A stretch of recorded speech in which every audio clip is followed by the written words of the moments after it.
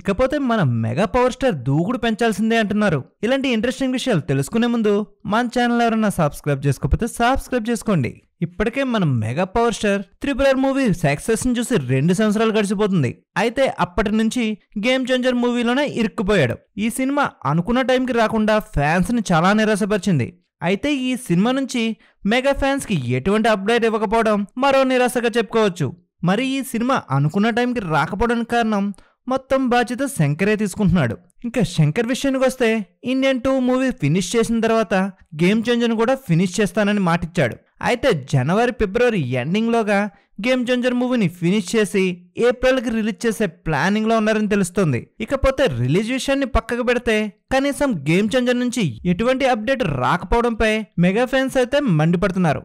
మరి game changer movie నుంచి ఒక అప్డేట్ ఇచ్చినట్లయితే మెగా ఫ్యాన్స్ కి కాస్త ఊరటనిచ్చినట్లు అవుతుంది.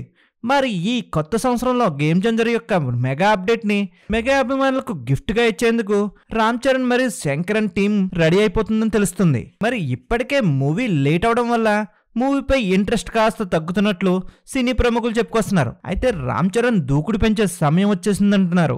గేమ్ చేంజర్ మూవీకి సంబంధించిన మెగా అప్డేట్లను ఒకదాని తర్వాత ఒకటి రిలీజ్ చేస్తే గానీ మూవీపై భారీ ఎక్స్ప్రెషన్స్ క్రియేట్ చేయడం సాధ్యం కాదంటున్నారు. మరి గేమ్ చేంజర్ అప్డేట్స్ వస్తాయా రాదనేది శంకర్ చేతిలో ఉందని దిల్ రాజు ఇప్పటికే క్లారిటీ చేశాడు. మరి ఈ మూవీపై హైప్ పెంచాలంటే భారీ అప్డేట్లు ఇవ్వడం తప్పదంటున్నారు సినీ విశ్లేషకులు. మరి ఇది తెలుసుకున్న తర్వాత కూడా దూకుడు పెంచుతారా లేదనే విషయంపై క్లారిటీ రావాల్సింది. ఈ వీడియో నచ్చినట్లయితే మన ఛానల్ లైక్ చేయండి, షేర్ చేయండి, సబ్స్క్రైబ్ చేయండి.